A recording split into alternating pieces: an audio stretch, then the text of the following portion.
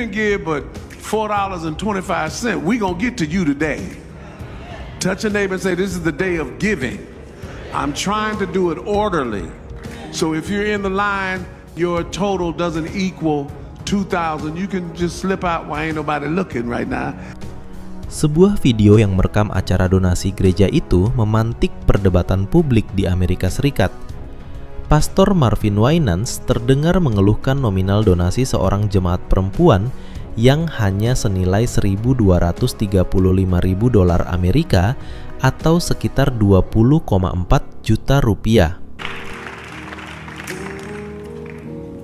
I, Roberta McCoy, given faith and stand in unity with the vision of Perfected Church of sowing this seed of $1,000 plus $235 and receiving the blessings to come to all that participated. Now that's only $1,200. Yes. Y'all not listening to what I'm saying.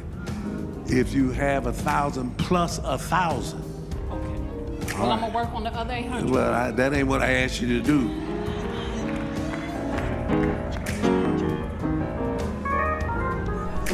Tak lama setelah video itu viral, Pastor Marvin Winans memberikan klarifikasi. Menurutnya, ia tidak mengkritik nilai sumbangan jemaat. Ia menjelaskan bahwa di gerejanya ada kebiasaan mengelompokkan jemaat dengan membariskan mereka berdasarkan nominal sumbangan yang diberikan. Hal itu dilakukan sebagai bagian dari mekanisme pengelolaan acara amal. Dan menurut Pastor Winans, jemaat perempuan itu dianggap salah memasuki barisan sesuai instruksi acara dan menegaskan bukan karena nominal sumbangannya terlalu kecil. I was calling because the whole church was giving and it was our day of giving and the whole church was coming and we didn't want people standing, the mothers and all that, so I was calling them by increments and we had someone that had given out of before and I corrected it and I told everybody to listen and come when you call, and that's all that was. Meski demikian, klarifikasi pastoral itu tidak meredam kemarahan publik. Banyak yang menilai tindakan mengelompokkan jemaat berdasarkan kemampuan memberi sebagai sesuatu yang diskriminatif. I disagree with all of it. She did it wrong, but it still sounds nasty. I don't think you should put a number on it. Just let people donate. Let people know what it is that you need, right? He said he needs something for the church. Well, and then people donate whatever it is they can donate. I don't think he should put a number on it or line people up and say people with 1,000 go here and people with this go here. That's what it seemed like. Yeah, just let people donate. I guess he's gonna look at it that I was trying to shout them out for giving that money, but like Charlamagne said, it shouldn't matter. It should matter what you giving. If all I have is $700 to give, and I give $700, and that's my last, you should be grateful. Bagi sebagian orang, pengalaman semacam itu membuat mereka enggan mengunjungi gereja. You can't put a number on somebody's offering. You know what I mean? What somebody got. What somebody got. And you're putting pressure on them because some of these people will spend their last little bit of money, Yeah. you know, sowing a seed in the church. Like, just tell me, hey, the church needs something. Yes. And whoever wants to offer. If you got it to offer it. If you got it to donate it. If not, you know, keep it moving. But that's why I feel like a lot of people don't necessarily go to church, and they rather watch church on television, or they rather stream it because they don't have to deal with that. They can give what they want to give, how they want to give, and don't have to feel embarrassed if they are short a little bit or if they got in the wrong line. And if not, I'm gonna use that excuse anyway. See, this is why I don't go to church now. Hal ini sejalan dengan tren penurunan tingkat kehadiran jemaat gereja di Amerika Serikat. Survei independen menunjukkan bahwa jumlah orang dewasa yang tergabung aktif dalam gereja terus menurun dalam beberapa dekade terakhir. More people here converting to Islam or to Christianity? Just anecdotally, I'd say that Islam's on the rise here. I do know Christianity, including our denomination here in St. Cloud, is not growing. It's actually declining.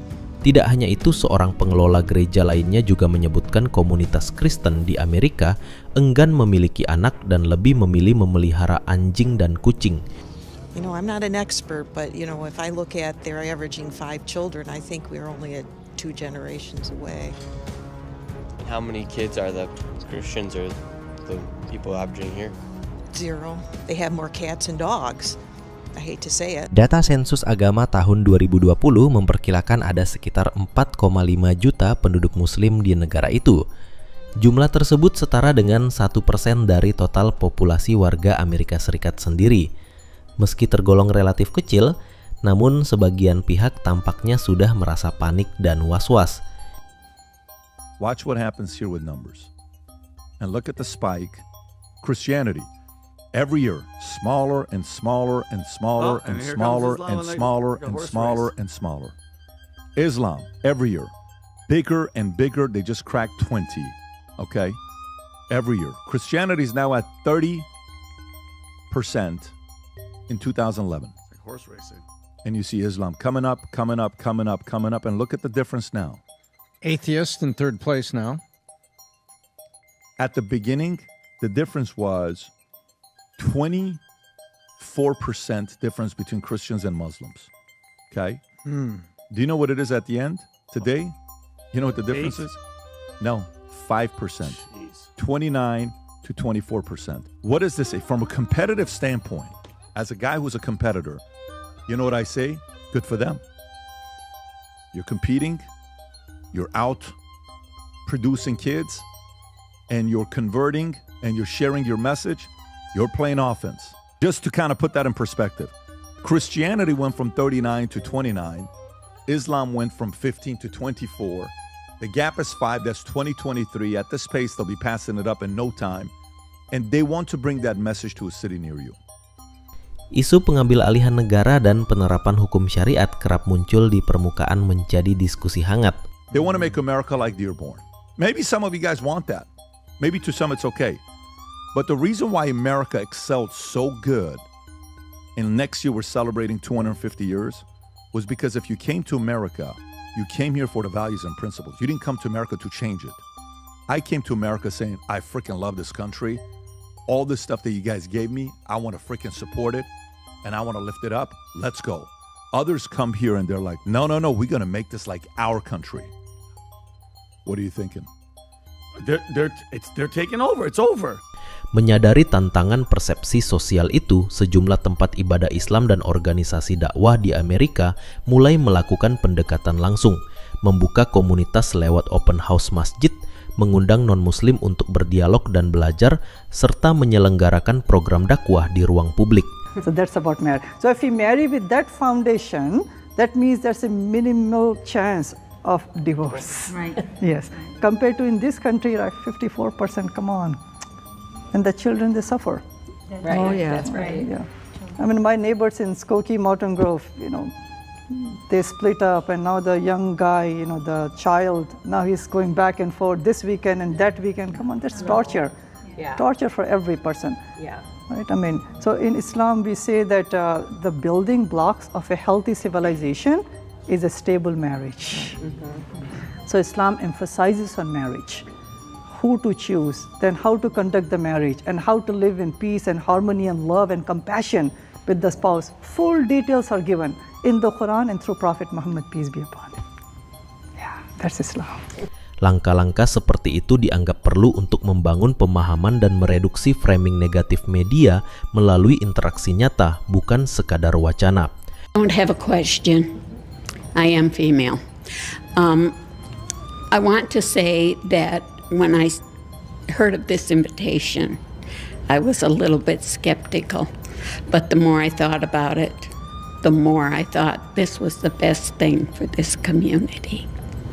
Thank you. That means a lot, actually. It is bringing us all together. Yes, go ahead, the brother over there. I just wanted to say I've lived in several different communities and had several houses and places I've lived. And not until my neighbor Bashar Khan here moved in next to us did I understand true neighborly compassion and interaction. And I just want to say that has made all the difference in the world in my life and my wife's life for having really good neighbors. And they are an Islamic family, and it's been wonderful. Thank you for coming in. Big hand for the neighbor, mashallah, right? That's how Muslims are supposed to be. The best people, the best neighbors, yes. Very good. Ya, demikian sahabat Taklim TV yang budiman, kabar yang mengejutkan datang dari negeri Paman Sam, di mana populasi umat Islam di sana semakin hari semakin meningkat. Sekarang sekitar 24% di sana adalah umat Islam. Jadi Islam merupakan agama kedua terbanyak setelah Kristen di Amerika Serikat. Lantas apa penyebab meningkatnya populasi umat Islam di sana? Banyak penyebabnya. Di antaranya yaitu mulai berkurangnya minat orang-orang umat Kristiani untuk mendatangi gereja. Sebabnya di antaranya adanya pembedaan antara orang yang menyumbang banyak dengan orang yang menyumbang sedikit. Sehingga tidak sedikit dari mereka yang sudah malas untuk mendatangi gereja. Mending mereka melihat acara di gereja lewat TV saja daripada mereka harus datang ke gereja. Kemudian faktor selanjutnya yaitu karena umat agama non-muslim yang masuk ke agama Islam menjadi mu'alaf. Ya. Sebabnya diantaranya yaitu karena melihat kebaikan atau keindahan ajaran Islam yang diamalkan oleh umat Islam di sana. Sebagian yang lain karena melihat kebenaran agama Islam. Mungkin setelah membaca Al-Quran, membandingkan dengan agama sebelumnya, sehingga mereka menyimpulkan, oh inilah agama yang menurut dia adalah yang benar, maka banyak dari mereka yang beralih kepada agama Islam, memeluk agama Islam. Nah, meningkatnya populasi umat Islam di Amerika Serikat, ini membuat sebagian orang khawatir. Jangan-jangan 10 tahun ataupun 20 tahun ke depan, Amerika sudah berubah menjadi agama dengan mayoritas Muslim.